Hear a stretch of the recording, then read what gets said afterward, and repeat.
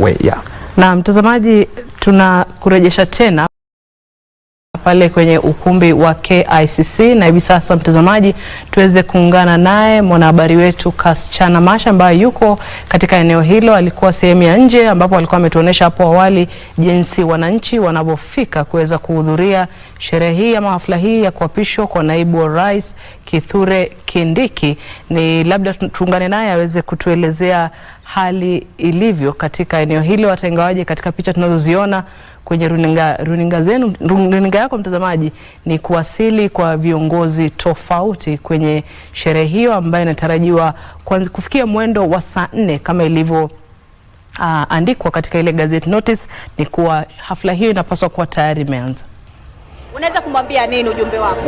Mbuga wangu ni naibu wa rais ambaye anaenda kuapishwa siku ya leo. Wito wako ni gani kwake? Wito wangu sasa ni awe ameshika tu hiyo kiti yake na vile constitution inasema, kwa sababu akitoka nje kidogo tunaona vile mambo inaenda, na sisi constitution ndio tunajua saa hizi, alafu tunaambiwa masection. Sisi wananchi hatujui hizo masection na tutajia, but in fact they need to come to us, especially the MPs wale tumechagua, wao watuelimisha mambo ya katiba.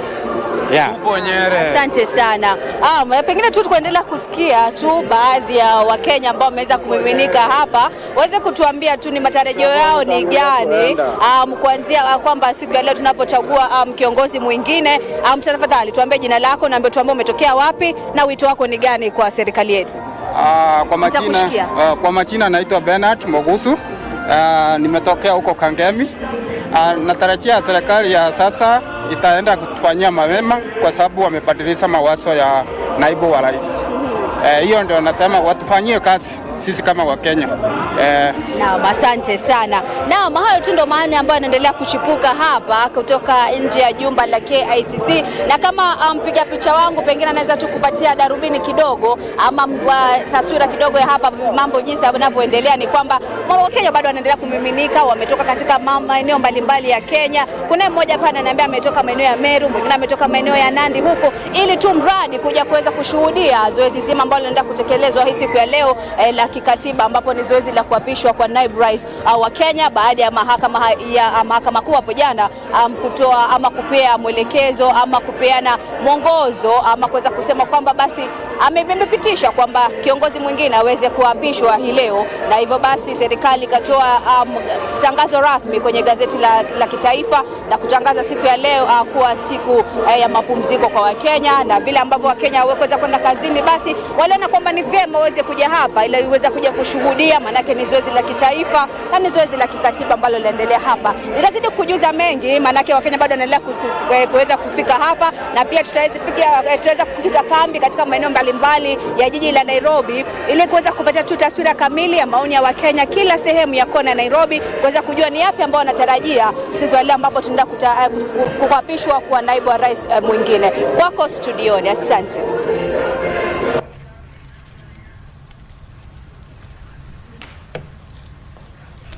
Naam, ni Kasichana huyo akiwa amezungumza na wananchi wawili watatu. Kumbuka hizo ni foleni, ama kama unavyoona hizo ni foleni za wananchi wanaoweza kuingia katika eneo la KICC. Hii ni kufuatia katiba ambayo inaeleza kwamba iwapo kuna hafla kama hii ya uapisho basi itaweza kufanywa mahali ambapo umma pia utaweza kufika na kuweza kushuhudia hafla hii kama inavyoendelea. Umeona eneo hilo limejaa, limefurika pomoni, si viongozi, si wananchi, si wageni waalikwa, wote wamefika. Huyo akiwa ni nadhani atakuwa ni maelezo tu mawili matatu ambayo anapeana pengine, lakini pia tumeweza kuona tumbu hizo zilizokuwa zikiendelea sehemu hiyo.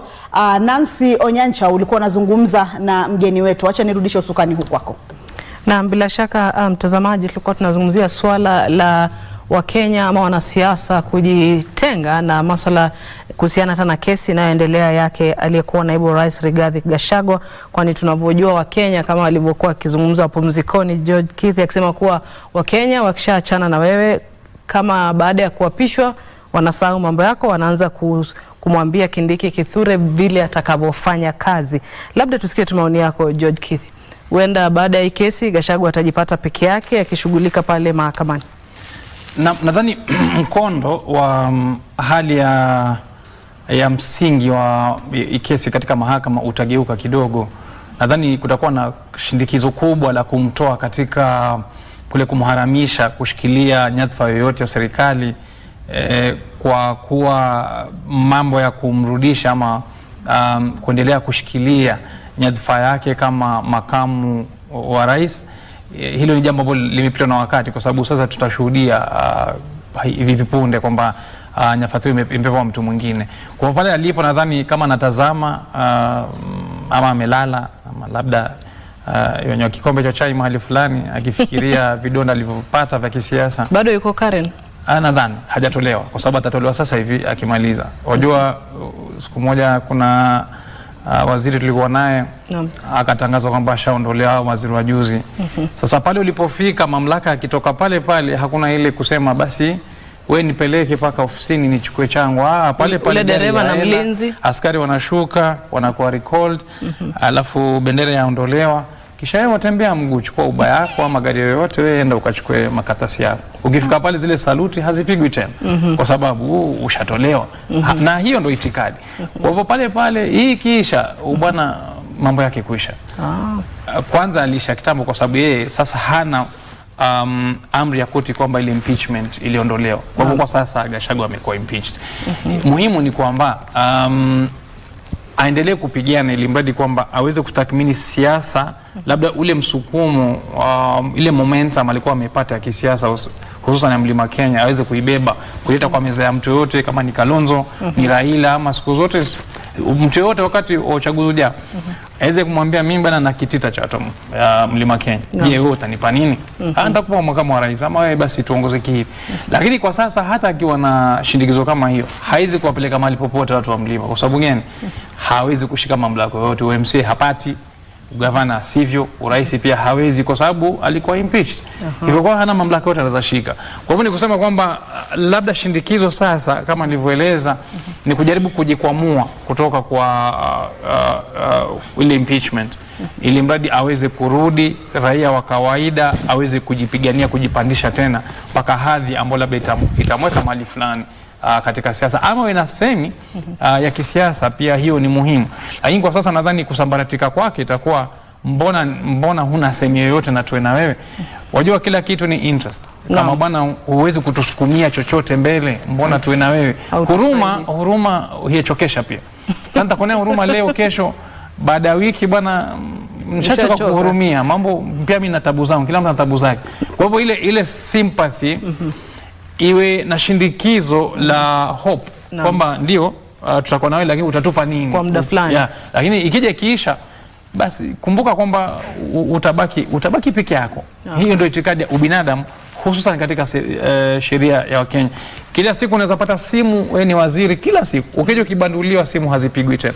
Nadhani kwamba ile content ya simu ile simu alikuwa akizipata bwana Gachagua ishapungua. Mimi mwenyewe nilikuwa nikijaribu simpati, nitajaribu sasa kama nitampata kumsalimia. Na kuna swala ambalo labda Wakenya wazungumzie kwa sana, wakati ambapo shughuli hii nzima ya kumngatua Gachagua ilipoanza, kuna wale wafanyikazi ambao walikuwa wanafanya kazi katika ofisi ya Gachagua, wale 108 ambao waliambiwa waweze kuelekea nyumbani. Kama mwanasheria waweza kutuelezea kuwa watu hao sasa hatima yao ni ipi kisheria? Naam, wajua kuna wale ambao waliandikwa kumhudumia bwana Gachagua.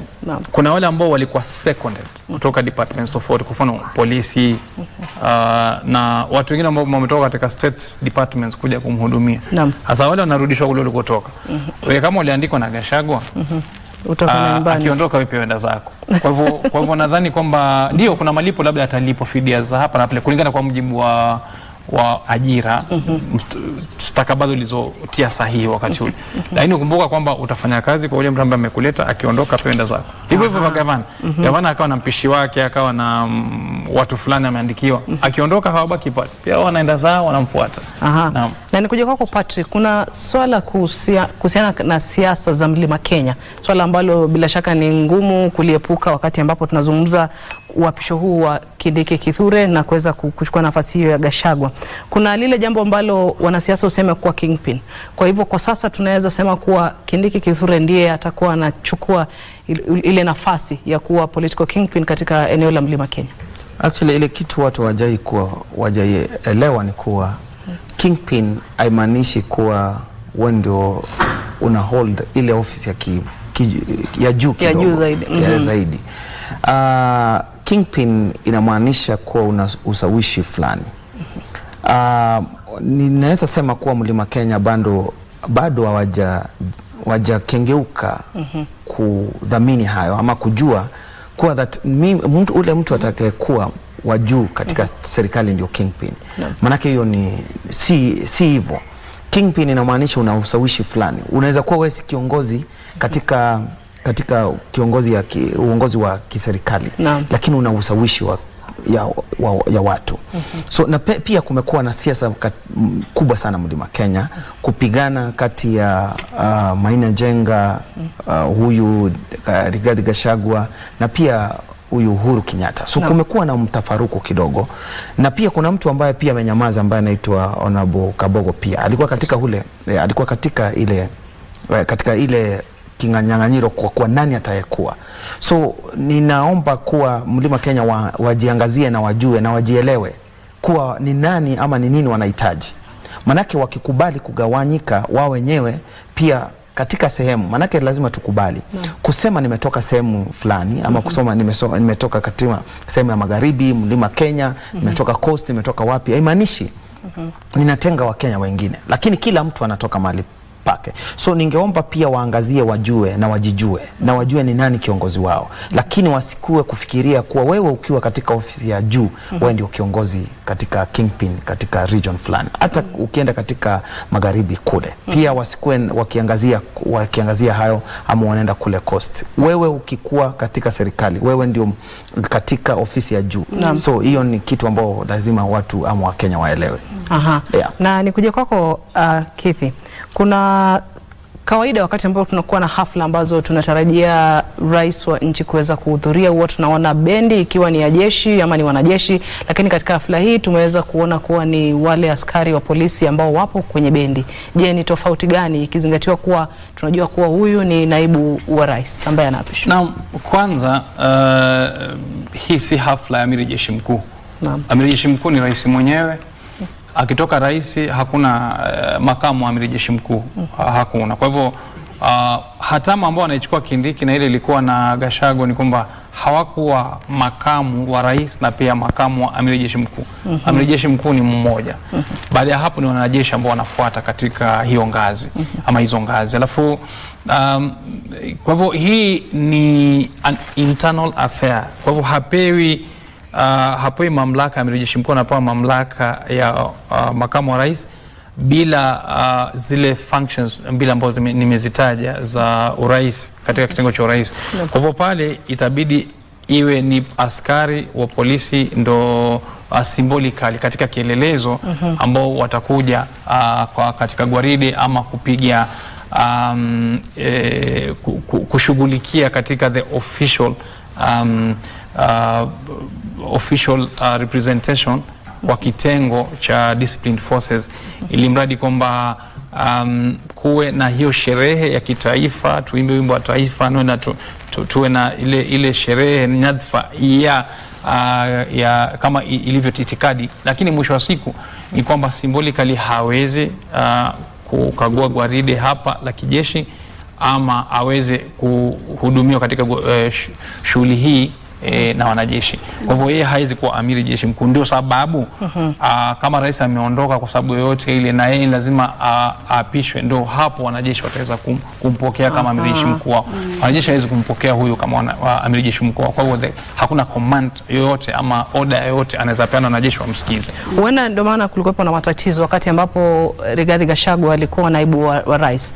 Alikuwa ameweza kutoa malalamishi kuwa alikuwa hata hapewi zile ndege za kijeshi kuweza kutumia kama naibu wa rais. Actually akipiga simu mimi ni makamu wa rais nataka ndege, hatapewa na hatasikizwa na mtu. Hiyo si order unaweza kuwapa wanajeshi. Lazima uende kwa rais, umwambie rais, mimi nataka mahali fulani, wanajeshi wako waambie, basi upewe ndege. Lakini ndege hawezi kuisongelea ndege ya wanajeshi kwa sababu si watu wake, yani hana command structure. Ni huruma apewe. Kwa hivyo ile inaweza toka tu kwa wanajeshi wenyewe ama rais mwenyewe awe na agizo. Rais akinyamaza hawezi kwa sababu hawamsikizi. Ukweli wa mambo ni kwamba hata ukawa na shida gani kama makamu wa rais, ukaenda kwa general ukamuuliza, ukamwambia nyinyi naona mko na rigs za kuchimba maji ama mna matingatinga kulimba barabara kule kwangu, njoni, hutapewa kwa sababu kule huna mamlaka nao. Kwa hivyo makamu wa rais hana mamlaka ya wanajeshi. Ni huruma apewe, na huruma ni hiari. Na kuna ule mwaka 2022 katika uapisho wa Rigathi Gachagua, yale maneno ambayo alikuwa anayasoma pale aliweza kukosea. Waweza kusema labda wakati huu Kindiki tuweze kuhakikisha kuwa labda hajakosea sije akapata ile bahati mbaya ya kung'atuliwa. Kwanza kwangu mimi yale maneno rahisi naweza kuyasema hata bila kusoma. Sababu ni kiapo ambacho yani maneno ya kikawaida kisheria. Lakini kwa sababu mimi ni mwanasheria kuna urahisi. Nadhani Kindiki ni hivyo hivyo. Kwake itakuwa rahisi. Gachagua bwana alitetemeka akayakosa. Na nilishangaa kwa sababu yameandikwa, lakini cha muhimu ni kwamba labda yale mazingira kwake yalikuwa makubwa sana siku ile, kwa hivyo akawa na hamaki fulani. Lakini mbona alikuwa yatoa maneno ambayo yako kuingia hata hayahusiani kabisa. Alikuwa tuseme yuongea kwa sababu yuenda hivi na yuelekezwa hivi. Lakini nadhani ni kwa sababu ya mazingira vile ilivyokuwa. Kile kiapo usipokisema inavyotakikana huwezi kushika mamlaka. Kwa hivyo useme kila neno kama tulivyoliweka pale kama wananchi katika katiba, ili mradi kwamba uweze kupata ile mamlaka. Ni kiapo cha kwamba sasa ndo tuseme the gate, mlango ambao unafunguliwa sasa uingie katika mamlaka. Bila kiapo huwezi tenda kazi yako, kwa sababu hujaapa kwamba utawatumikia Kenya, ama uhusiano wako na Wakenya kikatiba hujausema. Kwa hivyo hujaashiria kufanya kazi na Wakenya. Naam, Kamche. Mtazamaji, picha unazoziona hapo ni foleni za wananchi. Maanake nadhani huku tumefika katika afisi ya gavana wa Nairobi, Johnson Sakaja. Sivyo Nancy? Nadhani huu ni ule upande wa na huku mbele ama ni kule nyuma kwenye watakuwa wanaelekea kutaka kuingia KICC. Kumbuka KICC iko mkabala na afisi za gavana wa Nairobi. Kwa hivyo zile ni foleni za wananchi wakiwa wanaelekea polepole tu kuweza kuingia mle ndani. Na muda nao nayoyoma, manake ni takriban dakika ngapi? 24 zimesalia. Itakuwa pale ifike saa 4 ambapo hafla hiyo yenyewe imeratibiwa kuanza kulingana na katiba ndani. Picha nazo ndo hizo za wale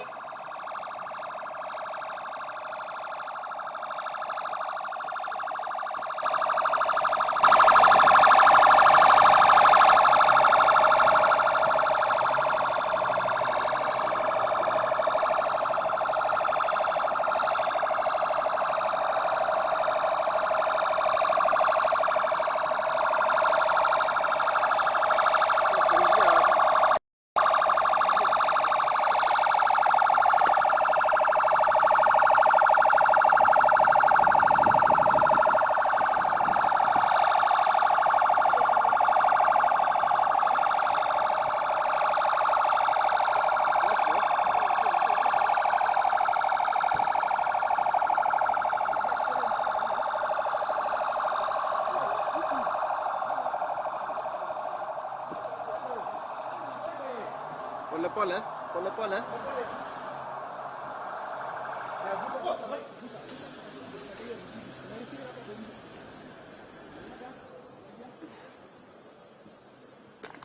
Vuta mbele kidogo Vuta mbele.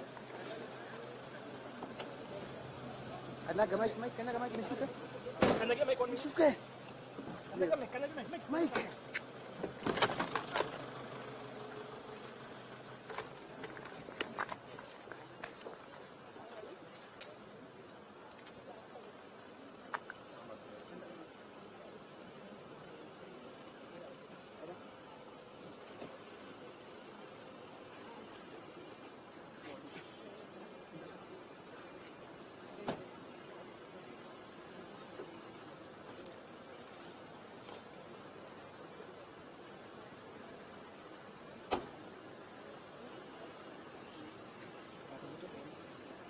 Songa nyuma.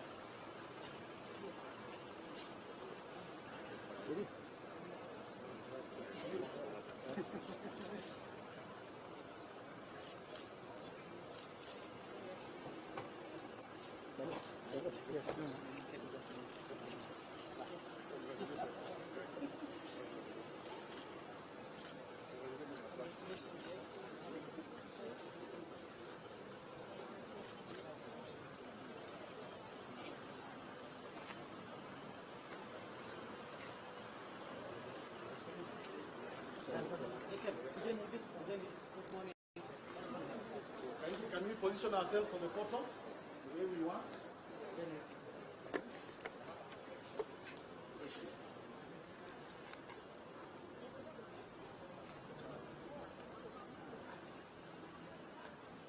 Your Excellency, are you ready for that photo, sir?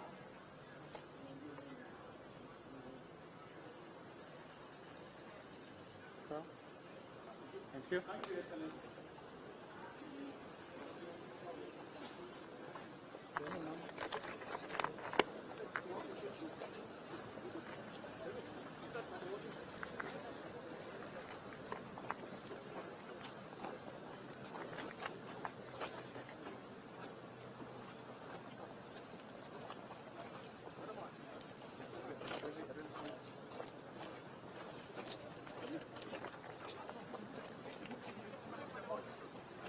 Twende. Ndio na sawa niko live.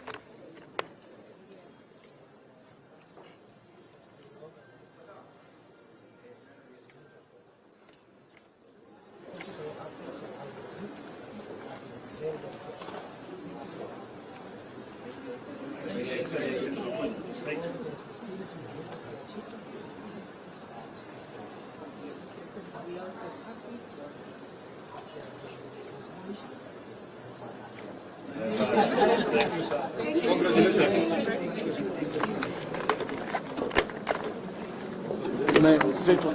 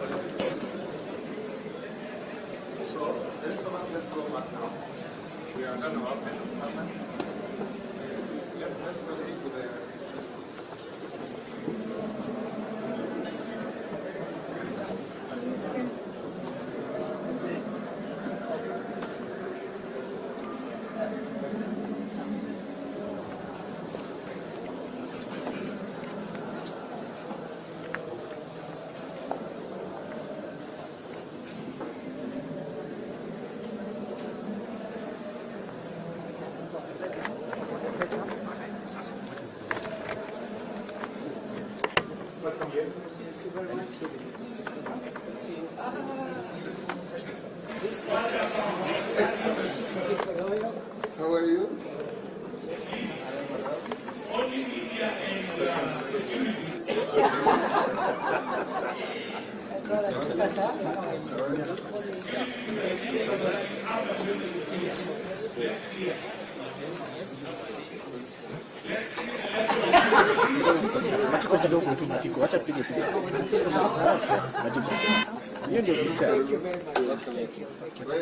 Yes.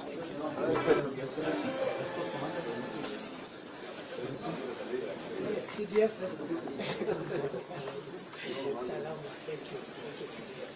Asante sana. This is the Chief of Defense Forces.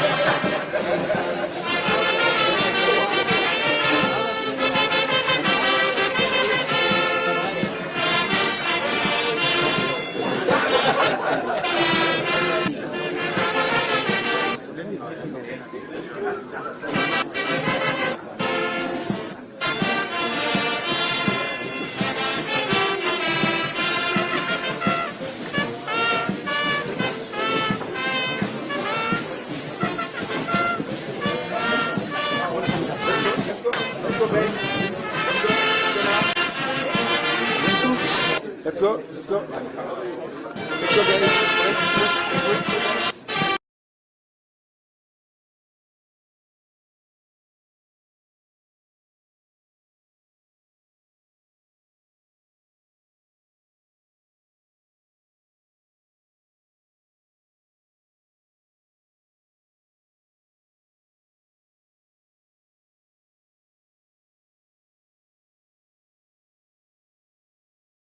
Wengine wanacheka. Kwa Gachagua pale alipo nadhani hacheki. Labda ana huzuni na kama tanzia tu. Lakini hawa wengine bado nadhani ni kuingia katika afisi kubwa, kwa hivyo nadhani kuna sherehe, ndio sababu tu katika kusherehekea. Kwa hivyo kumbuka kwamba Wakenya wako hivyo. Ukitoka wengine wakikuja tutasherehekea hivyo hivyo. Sisi ni watu wa sherehe. Mtazamaji, picha ulizoziona hapo awali ni kwamba tayari Profesa Kithure Kindiki keshafika katika majengo yale ya KICC. Yupo katika chumba tu katika mazungumzo tu ya faragha kidogo tu na viongozi mbalimbali kama ilivyo ada, alafu kisha atakuwa ni mwenye kujitokeza kufika katika sehemu hii kulioko umma na viongozi mbalimbali kwa shughuli yenyewe kuanza. Na swali moja tu pengine kabla muda ukamilike pale ama uanze pale, sijui kama hatua hii yote tunaweza sema ni tunaweza iweka katika upande upi? Je, ni kukua kwa demokrasia ya Kenya ama ni kubadilika katika mustakabali wa siasa nchini ama pia ni kukua kwa sheria? Tutasema ni demokrasia, ni siasa ama ni sheria? Tuanze na Osoi. Mwanzo katika 21st century naweza sema kuwa demokrasia haifanyi. Nasema nikisema kuwa walio wengi siku hizi katika 21st century wako katika hali ambayo si ya ukweli. Lakini demokrasia inasema kuwa walio wengi wape, lakini haimaanishi wako na haki au wana ule ukweli. So katika centuries ambazo tunaenda nadhani demokrasia inayeyuka kwa wale watu ambao wanasimamia haki na ukweli. So nikisema haya ni kuwa kama sasa hivi kuna watu wameng'atuliwa kazini kutokana na wale walikuwa wanafanya kazi na Deputy President aliyeimpichiwa Rigathi Gachagua. Tungekuwa na mwelekezo mzuri wa governance, wale watu wangeng'atuliwa kazini.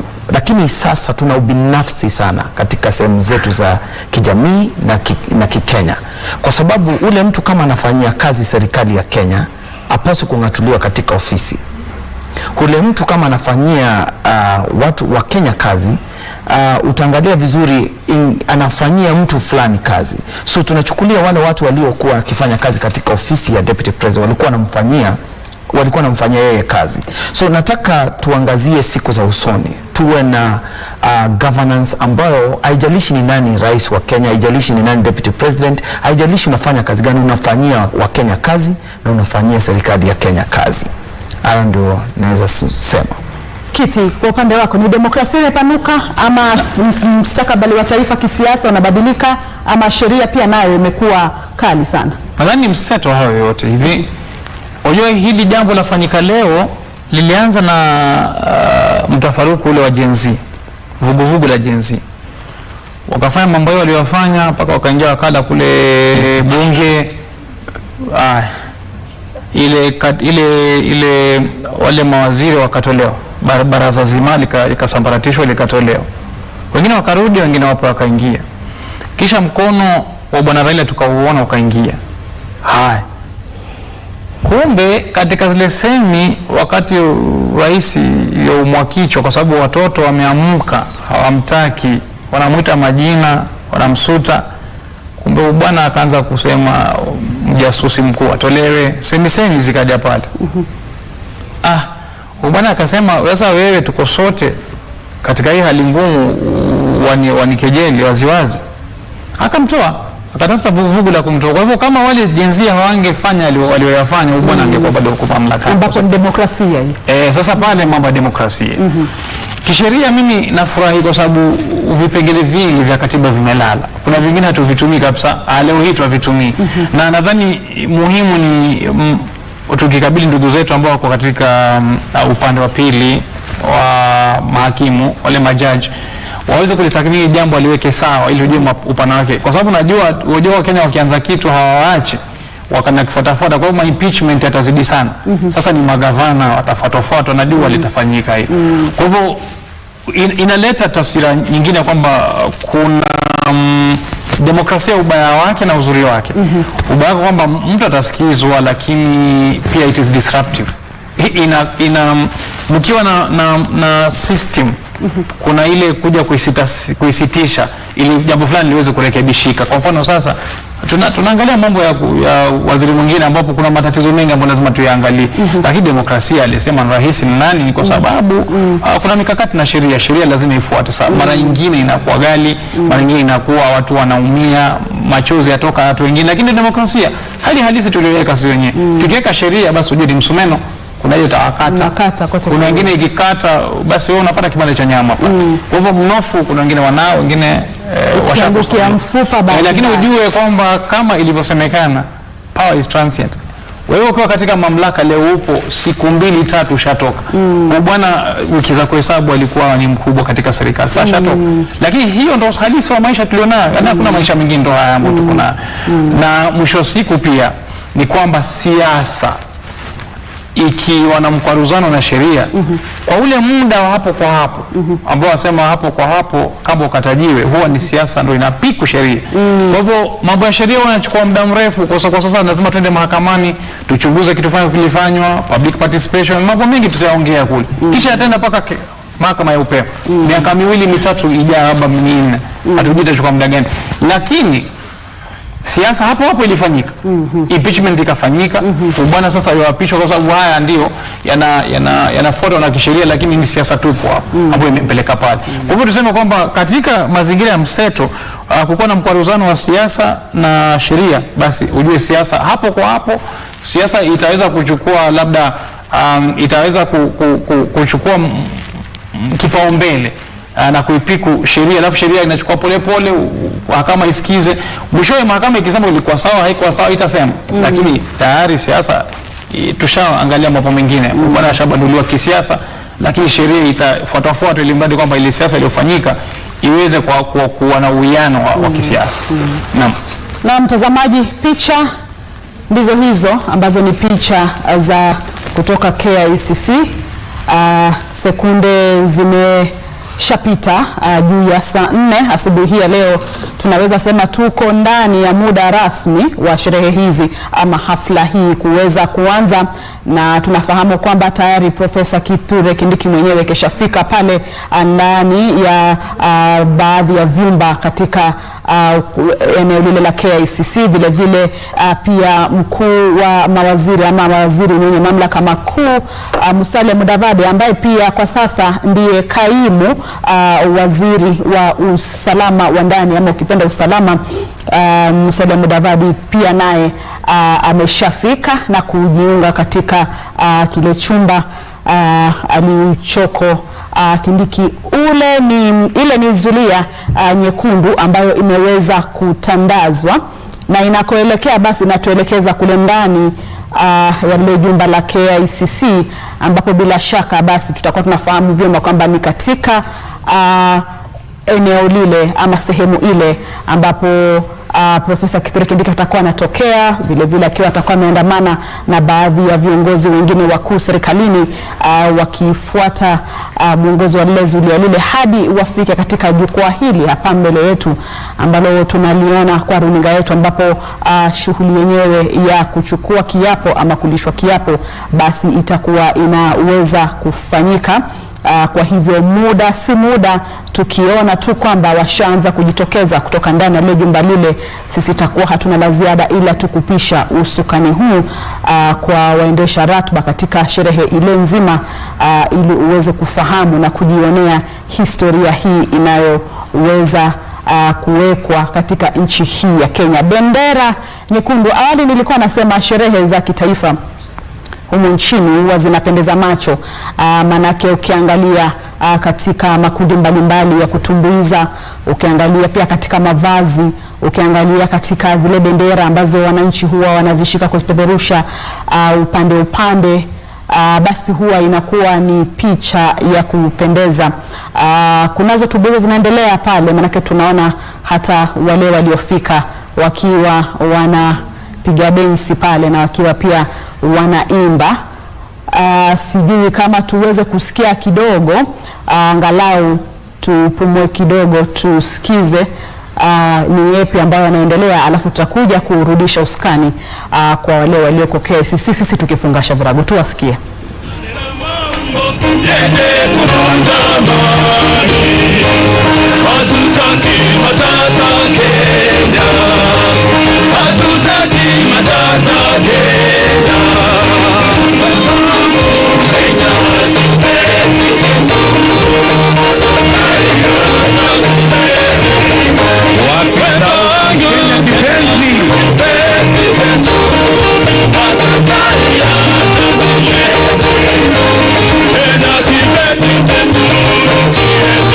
Thank you.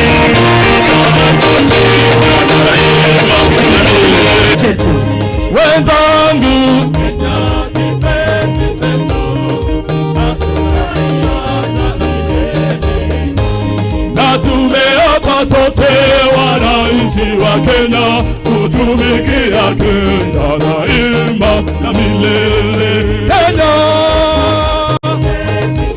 kweli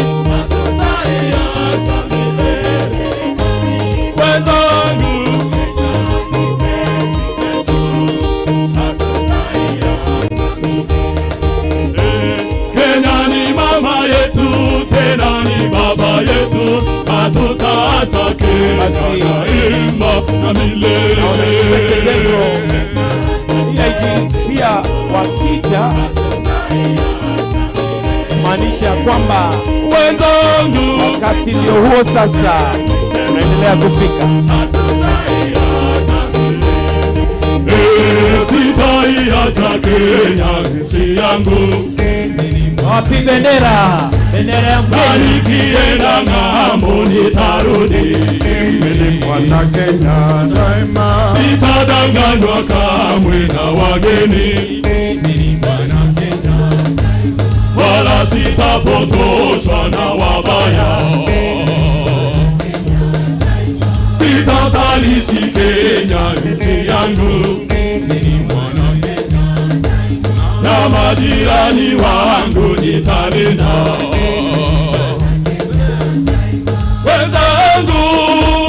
Wenzangu Kenya. Wapi bendera ya wana Kenya? Nchi yenye amani, nchi tunayoipenda. Inspector General akiwa amepatana na DIGs, ndio hao basi wamekuja moja kwa moja. Kenya iko salama.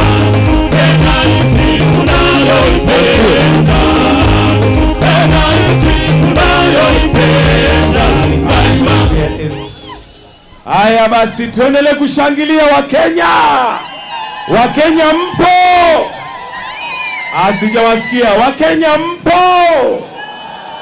Haya basi hebu tuendelee kushangilia tukijua ya kwamba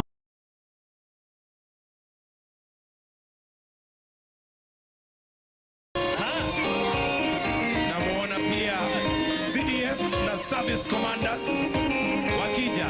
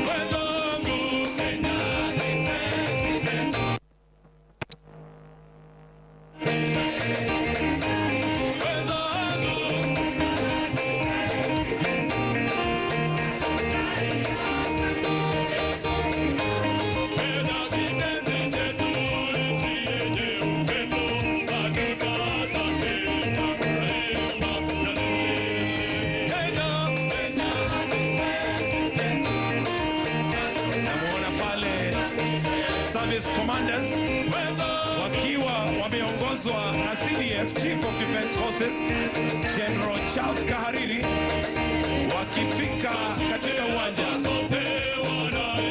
wakiendelea kushangilia kama Wakenya.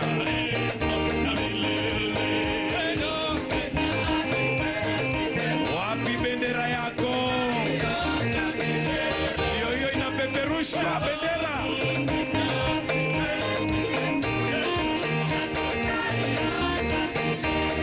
Naona pia speaker ndio hao wamekuja moja kwa moja. Speaker of the National Assembly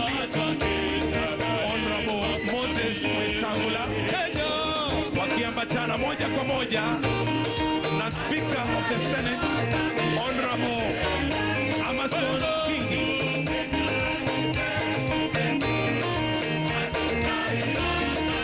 Pia namuona pale Leader of Majority Mheshimiwa Ishungwa.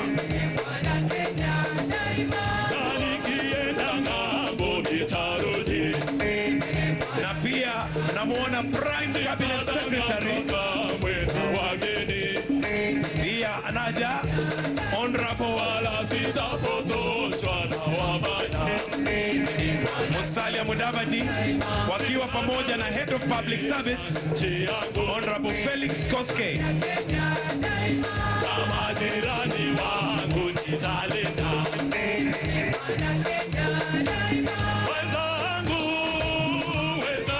Wakenya siwasikii.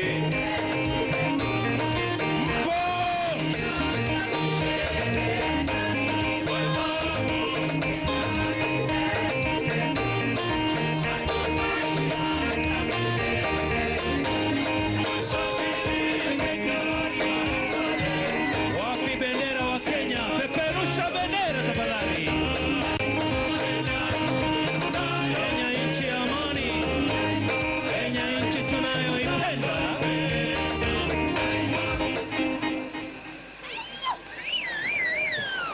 Wakenya mpo? Siwasikii. Wakenya mpo? Naona ya kwamba kweli sheria ama sherehe imenoa nanga. Tuko tayari? Tuendelee au tuendelee? Haya basi, naona pia the Honorable Chief Justice Martha Koome pia anakuja kumaanisha kwamba tuko karibu kuanza sherehe.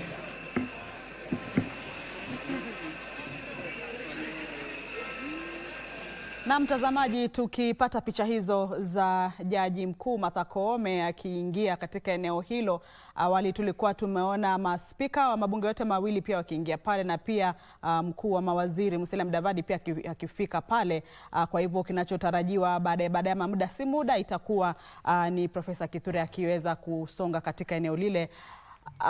Kwa sasa turuhusu tu tukuage, manake hafla hii inaenda kuanza punde si punde. Wageni wangu studioni wamekuwa ni George Kithure, wakili wa mahakama kuu, vile vile mchanganuzi wa masuala ya sera na uongozi Patrick Osoi, na mtangazaji mwenza Nancy Onyancha. Langu jina ni Kamchemenza. Turuhusu tu tukuache na ratiba inayoendelea pale KICC, lakini baadaye kitengo cha wale wanaozungumza King'eng'e ama lugha ya Kiingereza wakiongozwa na Bentro Njue watakuwa wanachukua sukani hapa studio.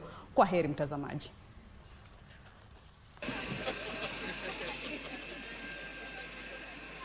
Namuona pia Prime Cabinet Secretary His Excellency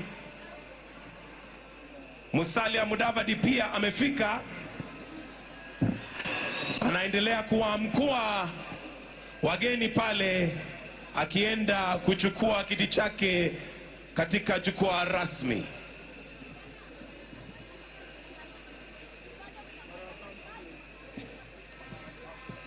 Pia namuona Head of Public Service Honorable Felix Koske amefika, na pia anaamkua wageni kabla achukue kiti chake rasmi.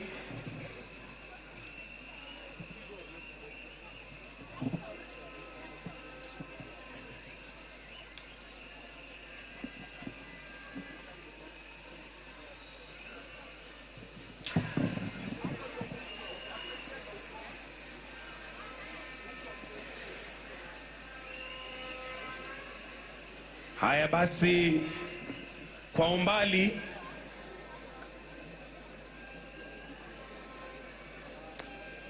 naona the Deputy President Designate. Kwa umbali namuona pale. Tuko tayari kumkaribisha. Tuko tayari kumkaribisha. Tuko tayari.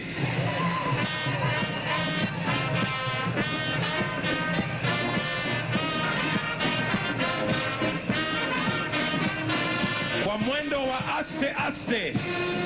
Namuona akija.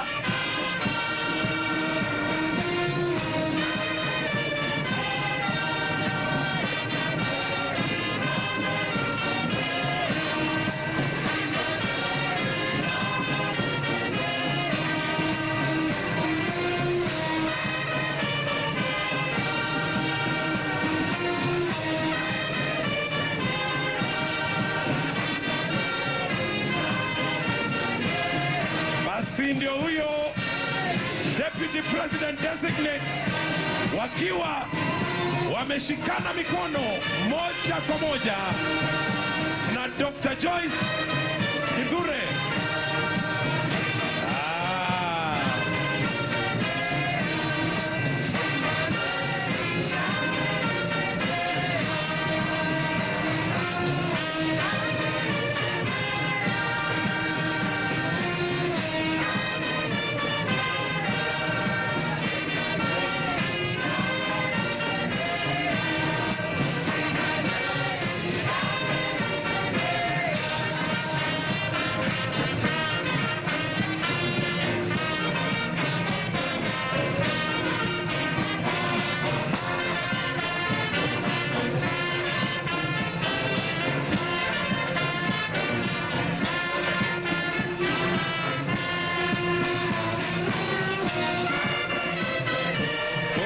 Tenda tuimbe Emmanuel ame.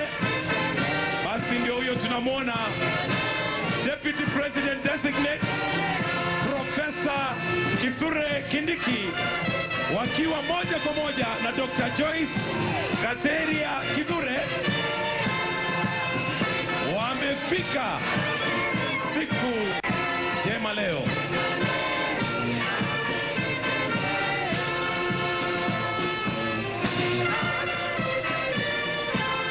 Kenya tuwakaribishe kwa shangwe. Shangwe ya Deputy President Designate. Karibu. Karibu.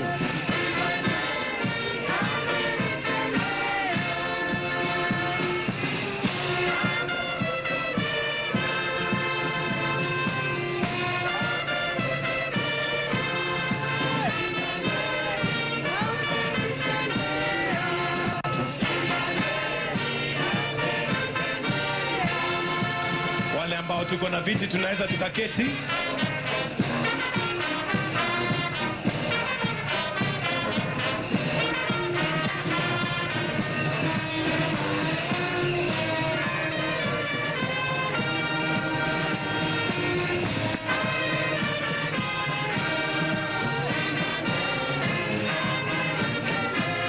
Naona watu wa Mbwekse.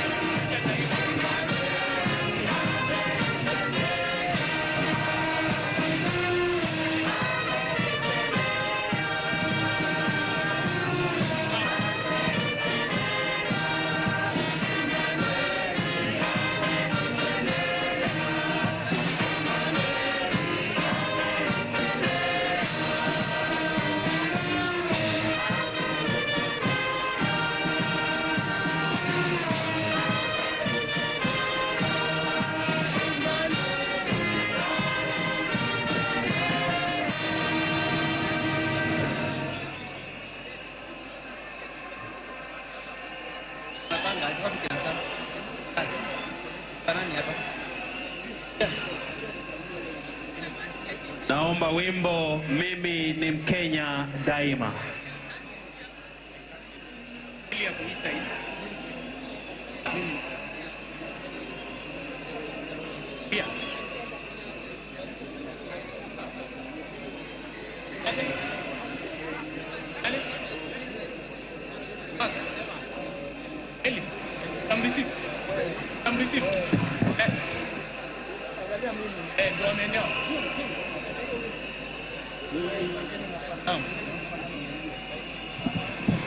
Haya basi, tunaendelea kungojea Mheshimiwa Rais wa Jamhuri ya Kenya ambaye atawasili hivi karibuni,